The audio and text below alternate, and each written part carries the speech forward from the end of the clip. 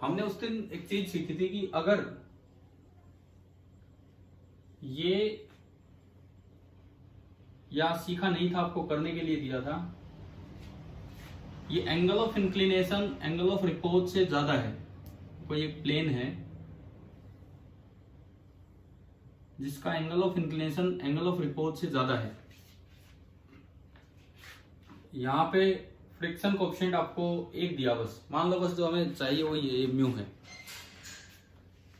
यहां भी friction coefficient और यू कैन से म्यू के है, या मैं दोनों ही लिख देता हूं, म्यू के छोटे वाला होता है और म्यू एस बड़े वाला, यहां भी म्यू के और म्यू एस।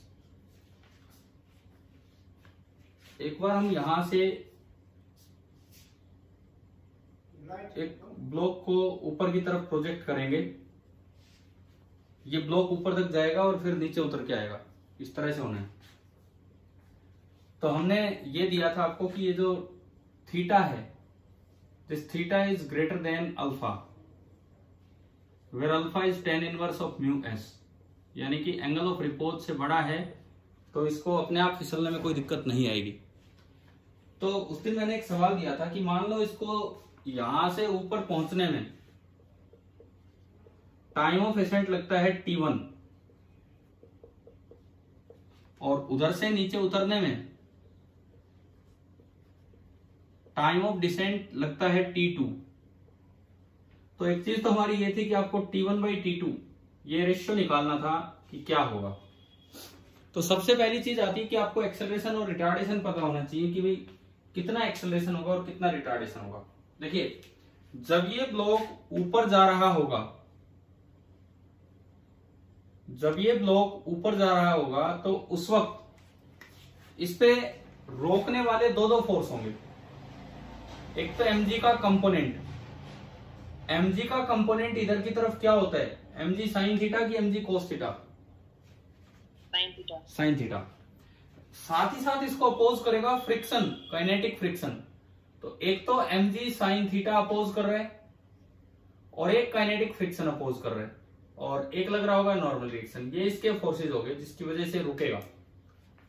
अब नॉर्मल तो बराबर होगा mg कोस थीटा के, नॉर्मल तो बराबर होगा mg कोस थीटा के। तो जब ये ऊपर जा रहा है तो n बराबर है mg कोस थीटा, लेकिन एफ के होता है म्यू के इंटू एन। तो जो काइनेटिक फ्रिक्शन है, जो एफ के है, दिस इज म्यू के इंटू एन। तो म्यू के इंटू एन और एन की वैल्यू है mg कोस थीटा। तो इसका मतलब नीचे की तरफ दो फोर्स लग रहे हैं, एक तो mg साइन थीटा और एक म्यू के mg कोस थीटा, और दोनों सेम डायरेक्शन में है। तो नेट फोर्स डाउनवर्ड डायरेक्शन में जो अपोजिंग फोर्स है, that is mg sine theta plus mu के mg cos theta. It means इसका जो रिटार्डेशन होगा, मतलब नीचे की तरफ जो इसका एक्सेलरेशन होगा, रिटार्डेशन कहें इसे, this will be equal to mg sine theta plus friction mu के mg cos theta divided by mass. यानी कि ये आपका बना g into sine theta plus mu के into g into cos theta. आप ये बताओ क्या ये वाली बात समझ में आ गई है कि नहीं, कैसे लिखा हमने? अभी बोलो, क्लियर है ये पॉइंट? ये उस दिन होमवर्क में दिया था आपको करने के लिए। Yes sir. ठीक है, दूसरे वाला हमने किया हुआ है, दूसरे वाला हमने किया हुआ है कि जब अपने आप ब्लॉक ऊपर से नीचे स्लाइड करके आता है तो इस वक्त क्या होगा, ये हमने उस दिन क्लास में लिया था। इस पे नीचे लग रहा होगा mg,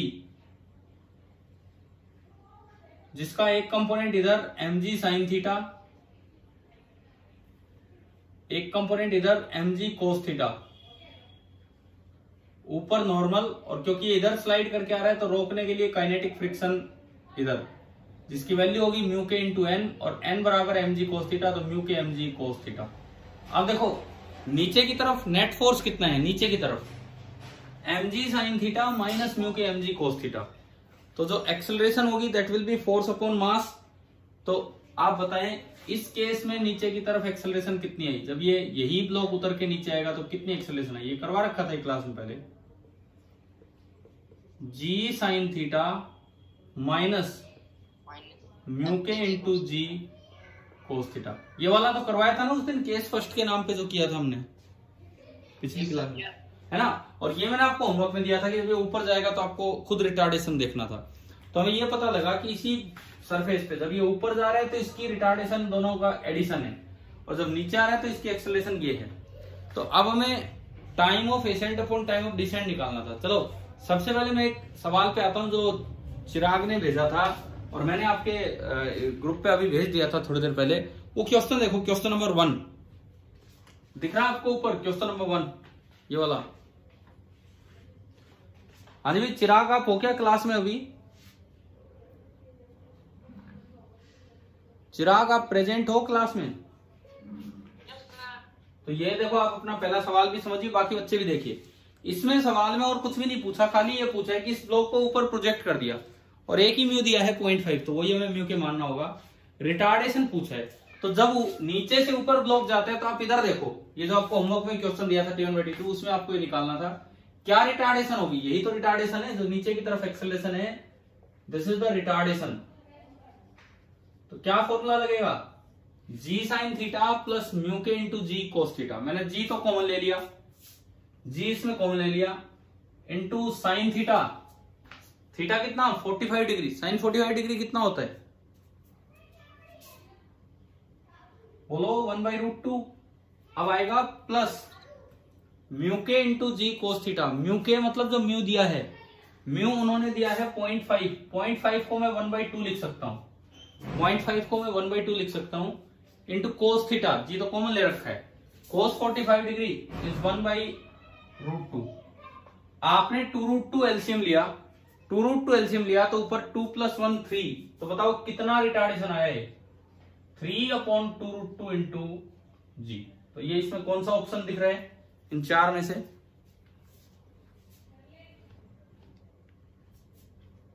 हाँ जी, नजर आ रहा है क्या, कौन सा ऑप्शन नजर आया आपको? Third option. मतलब ये तो था एक डायरेक्ट क्वेश्चन, इस तरह का रिटार्डेशन जो इन्होंने पूछा उस पे। अब हम आते हैं अपने इस सवाल पे जो मैंने आपको करने के लिए दिया था, time of ascent time of descent. एक हिंट मैंने आपको दे दिया था कि T1/T2 बनेगा √A2/A1। मैंने कहा था काइनेमेटिक्स से आप सोचना। अब पहली बात ये कैसे आया, ये तो काइनेमेटिक्स से आएगा, अभी बता दूंगा मैं आपको। बट अगर ये आपने निकाल लिया हो तो डायरेक्ट आंसर है। आप देखिए √ कितना आ रहा है A2, मतलब वो वाला, जी कॉमन ले लो, साइन थीटा माइनस म्यू के into cos theta upon A1, जी कॉमन ले लीजिए, साइन थीटा प्लस म्यू के इंटू कोस थीटा, जी से जी कैंसिल। और ये आपका उस दिन जो क्वेश्चन दिया था लास्ट होमवर्क में, उसका आंसर आ गया √sin थीटा माइनस म्यू के into cos theta divide by sine theta plus mu के इंटू कोस थीटा। बताओ क्या किसी बच्चे ने यहां तक किया था ये ट्राई, ये इतना निकाला था ये? नहीं तो कोई बात नहीं। ये बताओ कि आपको ये समझ में आता है कि ये कैसे आया है?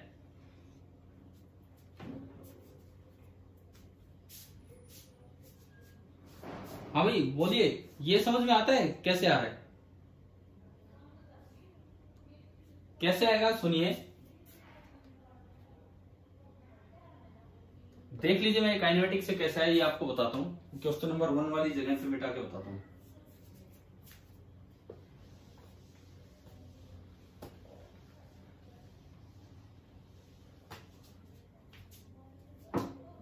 देखो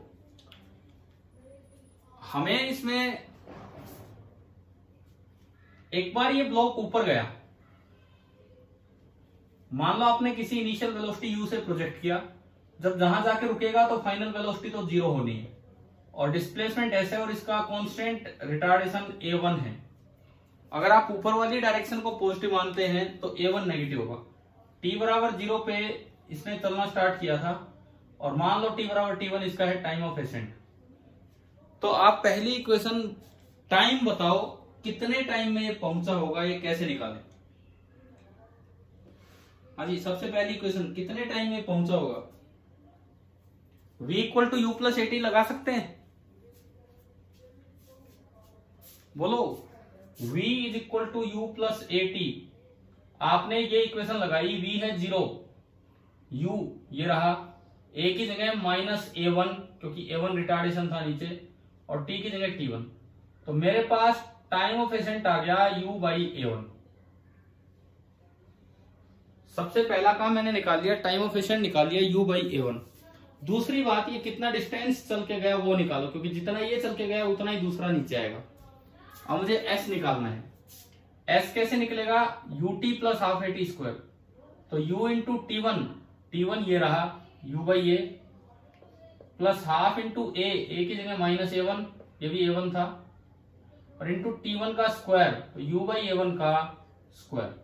तो ये आया u square by A1 minus एक A1 से एक A1 कटेगा, u स्क्वायर बाई 2A1। तो मेरे पास जो डिस्टेंस आया इसका चलने का वो आ गया u स्क्वायर बाई 2A1। आप बताओ क्या ये दोनों चीजें आपको समझ में आ गई काइनेमेटिक्स से? एक तो ऊपर तक पहुंचने का टाइम और एक टोटल डिस्टेंस कितना इसने चला। हाँ जी भाई, क्लियर हुआ कि नहीं? ठीक है। अब नीचे उतरने में कितना टाइम लेगा, अब मैं नीचे उतरने का मोशन देखता हूं। नीचे उतरने में देखो, मैं इसको मिटा रहा हूं ये चीजें दिखाने के लिए। जब ये नीचे उतरेगा तो डिस्टेंस तो उतना ही चलेगा, डिस्टेंस तो ऐसे ही चलना है जितना एस गया है, और नीचे उतरेगा तो इनिशियल स्पीड है 0। और अगर t इक्वल टू 0 में इस टाइम को बोलूं तो नीचे उतरने में जो टाइम लगा दैट इज t2, और नीचे आने का जो एक्सेलरेशन था that was a2।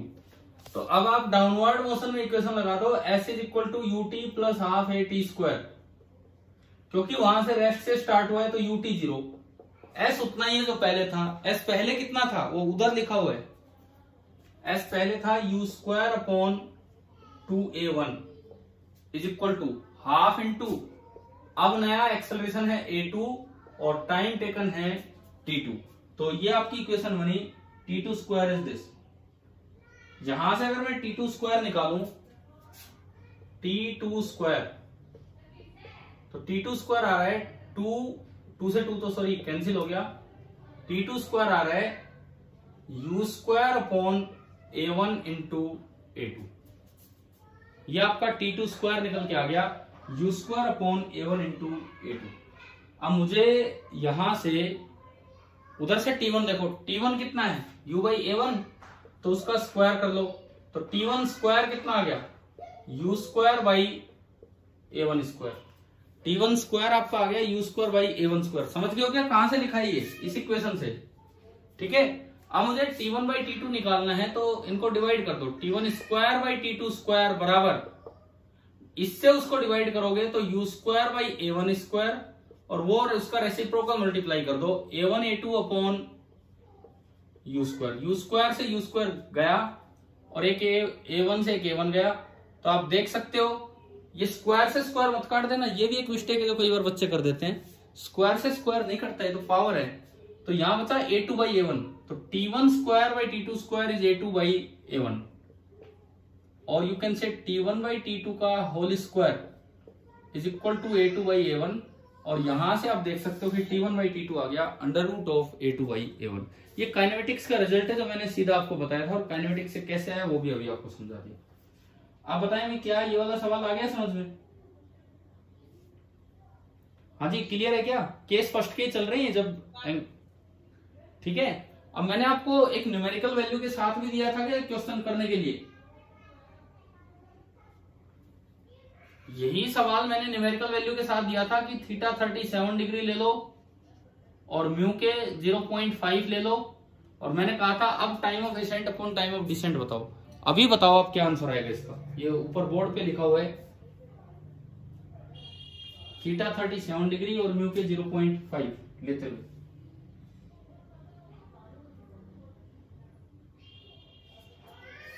Under root में क्या आंसर आएगा? आपको याद है ये सवाल दिया था करने के लिए होमवर्क में? अरे बोलिए, कुछ तो जवाब दीजिए। चलो अभी ये सोल्व करके बताओ कि कितना आ रहा है।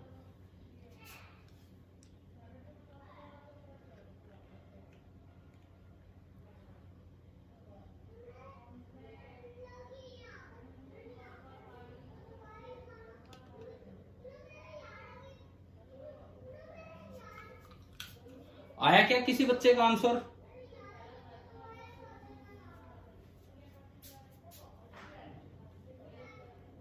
T1/T2 बराबर अंडर रूट ऑफ, अरे बोलते क्यों नहीं, मैं पूछ रहा हूं किसी का कुछ आ रहा है आंसर। चलो हम करते हैं सोल्व। अब वैल्यू बताते चले मुझे। साइन 37 डिग्री कितना होता है? साइन 37 डिग्री 4/5 ना भी ना, 3/5 माइनस म्यू के इस सवाल में है 1/2 0.5 कोस 37 4/5 divided by sine 37 3/5 plus mu के हाफ एंड कोस 37 4/5। ये सिंप्लीफाई करना था। एलसीएम ऊपर भी, एक मिनट, ये दो ऊपर बचा 3/5 माइनस 2/5, तो ऊपर बच रहा है 1/5, ऊपर बच रहा है 1/5 और नीचे ओनली 1 बच रहा है। 3/5 प्लस 2/5 1। तो यार अगर आप इसको देखें तो बड़ा सिंपल सा आंसर आ रहा है कि T1/T2 इज सिंपली 1/√5। ये इसका आंसर आया।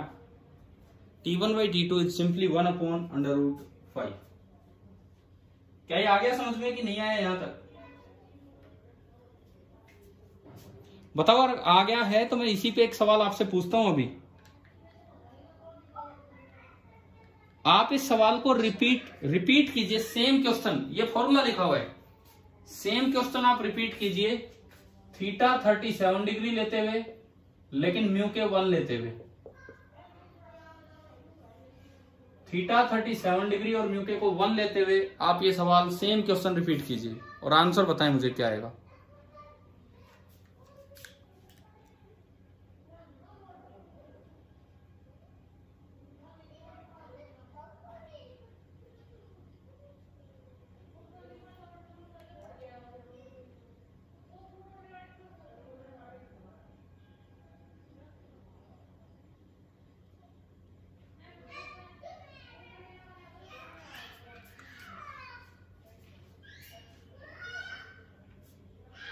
बोलो क्या आंसर आ रही है? क्या आएगा?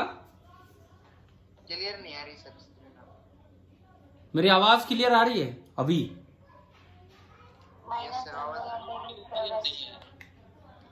स्क्रीन क्लियर नहीं है सर, आवाज। एक मिनट मैं थोड़ा इसका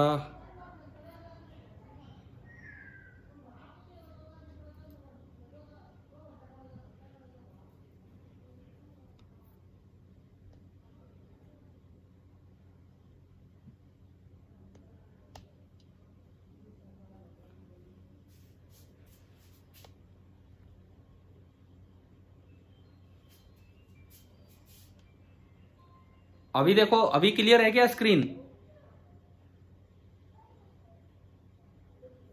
हाँ जी, अभी दिख रहा है बोर्ड पे?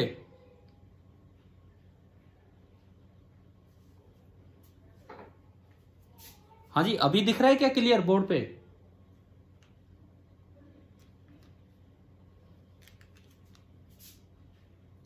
नो सर, क्लियर नहीं है। No sir. चलो कोई नहीं, 2 मिनट आवाज आ रही है, आप आवाज सुने कम से कम एटलीस्ट। ये अभी सवाल किया 1/√5, क्या इतना समझ में आ गया आपको? ठीक है, अब मैं कह रहा हूं आप क्वेश्चन रिपीट कीजिए। थीटा तो 37 डिग्री है लेकिन म्यू के अगर 0.5 की जगह 1 है तो इस सवाल का क्या आंसर होगा T1/T2? तो आपके पास कॉपी पेन होगा, निकाल।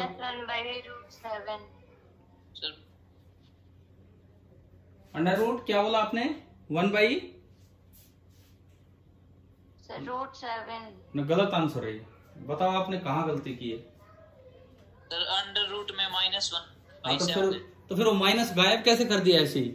अब देखो, अगर ये सवाल आए, अगर ये वाला सवाल आए जो मैंने अभी दिया है, तो ये पक्की बात है कि एक ऑप्शन T1/T2 का एक ऑप्शन आपको ये मिलेगा ही मिलेगा 1/√7। तो क्या आप ऐसे माइनस गायब कर सकते हो कि अंडर रूट के अंदर से? No sir. ये तो गलत होगा। फिर इसका आंसर क्या होगा? मान लो दूसरा ऑप्शन है 1/-7 का अंडर रूट, तीसरा ऑप्शन है 0 एंड चौथा ऑप्शन है इनफाइनाइट। क्या आंसर होगा आप बताओ इस सवाल का? एक बड़ा अच्छा सवाल बन जाता है ये इन ऑप्शंस के साथ। T1/T2 बी नहीं हो सकता, ये कोई रियल टाइम ही नहीं है, इमेजिनरी नंबर है, इमेजिनरी रेशियो रियल टाइम्स का आ ही नहीं सकता है। ये तो इमेजिनरी रेशियो आ रहा है, रियल टाइम्स का इमेजिनरी रेशियो आ ही नहीं सकता। और इसको आप ये नहीं लिख सकते, तो ये भी गलत है। तो अब बताओ इसका क्या आंसर होगा। अब सुनो इसका फिजिकल मीनिंग क्या है, ये सुनिए। इसका फिजिकल मीनिंग क्या है ये सुने। अगर ये आंसर नेगेटिव आता है, ये रेशियो नेगेटिव आता है, इसका मतलब क्या है कि ये ब्लॉक ऊपर तो आपने धक्का दिया है पहुंच जाएगा, लेकिन अपने आप नीचे नहीं आ पाएगा। क्यों नहीं आ पाएगा, आप चेक करो एक बार, आप चेक करो एक बार, क्या ये अपने आप चल पाएगा कि नहीं। आपने धक्का दिया तो ऊपर तो पहुंच गया, क्या ये एंगल इसके एंगल ऑफ रिपोज से ज्यादा है कि कम है, देखते हैं। tan थीटा आपने देखा, tan theta that is tan 37 degree, tan 37 होता है 3/4.75, और tan अल्फा अगर आप देखते हैं वो बराबर होता है म्यू के। देखो जब म्यू 1 है, म्यू के 1 है, दूसरा दिया नहीं तो अब दूसरे को भी इतना ही मान लो, या फिर इससे बड़ा ही होगा, या फिर इससे बड़ा ही होगा, तो ये 1 है। तो इन दोनों को अगर आप कंपेयर करते हैं तो tan theta is greater then tan alpha और लेस देन tan अल्फा। बताओ यहां से देख के बताइए, इससे देख के tan थीटा क्या होगा, tan अल्फा से छोटा है। छोटा अगर होगा tan theta, so theta will also be less than alpha. Angle of repose से कम एंगल है तो क्या अपने आप वो स्लाइड करेगा नीचे? नो सर, नहीं करेगा। तो होगा क्या, ये जाएगा, आपने धक्का दिया इसलिए ऊपर तो चला जाएगा, लेकिन ऊपर जाके रुक जाएगा, फिर ड्यू टू वेट ही अपने आप स्लाइड करके नीचे नहीं आएगा। अगर अपने आप स्लाइड करके नीचे नहीं आता है तो इसका मतलब T1 तो फाइनाइट है, ऊपर तो पहुंच गया एक फाइनाइट टाइम में, लेकिन नीचे तो इनफाइनाइट टाइम के बाद आएगा, क्योंकि ये स्टार्ट ही नहीं हो पा रहा है। इसका ये मतलब होता है कि T1 फाइनाइट है और T2 इनफाइनाइट है। तो बताओ T1/T2 क्या होगा answer, finite upon infinite, finite upon infinite, क्या आंसर होगा? जीरो। ऊपर छोटी सी चीज है, नीचे बहुत बड़ी चीज है, तो इसका मतलब आंसर इनफाइनाइट नहीं होगा। अगर ऊपर इनफाइनाइट होता, नीचे फाइनाइट होता, तो आंसर आ जाता इनफाइनाइट। ऊपर जरा सी चीज और नीचे बहुत बड़ी चीज है, तो आंसर आएगा 0। अभी बताओ क्या ये क्लियर हुआ कि नहीं, ये वाला पार्ट? देखो पिछला जो सवाल था वो ठीक है, वो भी एक अच्छा क्वेश्चन है, लेकिन ये ज्यादा अच्छा सवाल है, क्योंकि इसमें सोल्व करने के बाद भी बच्चा अटक जाता है कि भाई कौन सा ऑप्शन लगा क्यों। कई ये लगा जाते हैं, कई माइनस हटा देते हैं, जबकि आंसर आपको ऐसे सोचना होता है। क्लियर हुआ ये पॉइंट? ठीक है। अब मैं आता हूं, जो चिराग ने दूसरा सवाल पूछा था उस पे आ रहा हूं मैं। बजाय कि इसके केस सेकंड पे चलने की बजाय हम इसका भी केस सेकंड ले सकते हैं। हम केस फर्स्ट लेके चल रहे हैं अभी कि एंगल ऑफ रिपोज से बड़ा है एंगल ऑफ इंक्लिनेशन। अब एंगल ऑफ रिपोज से छोटा भी लेना होगा एंगल ऑफ इंक्लिनेशन, उसमें देखेंगे क्या होगा क्या नहीं। लेकिन पहले ये वाला सवाल देखो, उन्होंने चिराग ने डायग्राम नहीं भेजा, तो मैं एज्यूम कर रहा हूं कि डायग्राम ऐसा है कि हॉरिजॉन्टल फोर्स है, उन्होंने डायग्राम नहीं भेजा। क्वेश्चन ये है कि एक 4 kg का ब्लॉक है और उस पे आगे की तरफ फोर्स लगाया जा रहा है जो टाइम के साथ चेंज हो रहा है, F = kT²। उन्होंने डायग्राम नहीं भेजा, शायद हॉरिजॉन्टल फोर्स ही होगा।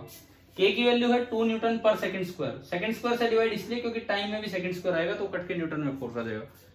फ्रिक्शन पूछा है, 2 सेकंड पे फ्रिक्शन कितना होगा।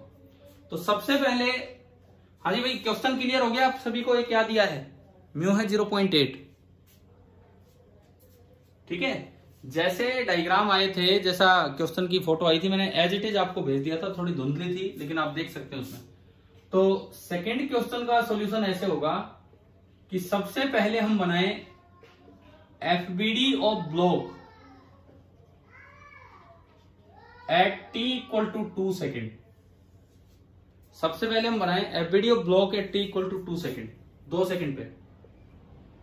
बताओ भाई इस पे आगे की तरफ कितना फोर्स लग रहा है 2 सेकंड पे, इस 4 kg के ब्लॉक पे। इसमें रख के बताओ सारी वैल्यू कि 2 सेकंड पे आगे की तरफ कितना फोर्स लग रहा है।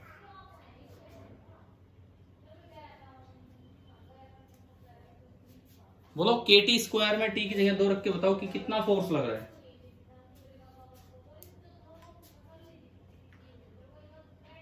हाँ भाई दिख पा रही है कि नहीं स्क्रीन? नो सर, ब्लर है। No sir. तो ठीक है, मैं बताता हूं। क्वेश्चन ये है F = kT²। अगर स्क्रीन इतना क्लियर नहीं दिख रहा है तो मैं इसके बाद वीडियो डालूंगा, आप उससे क्लियर कर लेना। लेकिन सुनिए, इधर एक 4 kg के ब्लॉक पे फोर्स लग रहा है KT square, F is equal to KT square, K की वैल्यू है 2, तो फोर्स हो गया 2 इंटू 2 का स्क्वायर। कितना फोर्स आया आगे की तरफ? 8 न्यूटन। कितने है ना। अब देखो म्यू दे रखा है इन्होंने सरफेस पे 0.8 और पूछा है कि फ्रिक्शन कितना होगा इस वक्त। तो हमें एक चीज डिसाइड करनी पड़ती है कि ये स्टैटिक फ्रिक्शन है कि लिमिटिंग फ्रिक्शन है कि काइनेटिक फ्रिक्शन है। कैसे? आप इस 4 kg ब्लॉक का पूरा एफबीडी बना लो। 4 kg का वेट कितना? जी को मैं 10 मानू तो 4 kg का वेट कितना? 40 न्यूटन। नॉर्मल रिएक्शन ऊपर लगेगा और वर्टिकल कोई मोशन है नहीं, इसका मतलब एन की वैल्यू भी कितनी हो जाएगी? बोलो 40 न्यूटन। एन अगर 40 न्यूटन है, म्यू अगर 0.8 है, तो लिमिटिंग फ्रिक्शन बताओ कितना होगा? Limiting friction mu into n 0.8 into 40 कितना हो गया? 0.8 इंटू 40 कितना हो गया? 32 न्यूटन। यानी कि 32 न्यूटन जब तक फोर्स नहीं लगाएंगे तब तक तो ये चलेगा ही नहीं। जब तक आप बाहर से चलाने के लिए 32 न्यूटन फोर्स नहीं लगाएंगे तब तक तो चलेगा नहीं, उससे ज्यादा लगाएंगे तो ये चलेगा। अब इन्होंने 2 सेकंड पे जो फोर्स लगाया है KT स्क्वायर, उससे वो फोर्स निकल के आया 8 न्यूटन। तो बताओ क्या है अभी चल पा रहा है कि नहीं चल रहा है? नहीं चला। अब पूछा इस समय फ्रिक्शन कितना है? 4 ऑप्शन जो सवाल में दिए हैं, 8 न्यूटन, 4 न्यूटन, 2 न्यूटन और 32 न्यूटन, ये 4 ऑप्शन दिए। तो बताओ कितना फ्रिक्शन लग रहा होगा इस समय? पहली बात स्टैटिक फ्रिक्शन लग रहा है, लिमिटिंग लग रहा है कि काइनेटिक लग रहा है इस समय? कौन सा लग रहा है? स्टैटिक। और स्टैटिक फ्रिक्शन हमने पढ़ा था कि सेल्फ एडजस्टेबल होता है। Static friction is self adjustable. तो आगे अगर 8 न्यूटन फोर्स लगा रखा है तो पीछे भी फोर्स 8 न्यूटन ही लगेगा, तो इसका आंसर आ जाएगा 8 न्यूटन। अब ये ढंग से करना था। कुछ बच्चे इसमें म्यू इंटू एन कर आते हैं, बोले भाई फ्रिक्शन पूछा है म्यू इंटू एन कर दो। म्यू इंटू एन से तो 32 न्यूटन आ जाएगा, लेकिन जबकि ब्लॉक स्टार्ट ही नहीं हुआ है तो वो सेल्फ एडजस्टेबल वाला फ्रिक्शन लग रहा है। चिराग एक बार आप जवाब दीजिए कि आपको ये दोनों सवाल समझ में आ गए हैं क्या? ठीक है।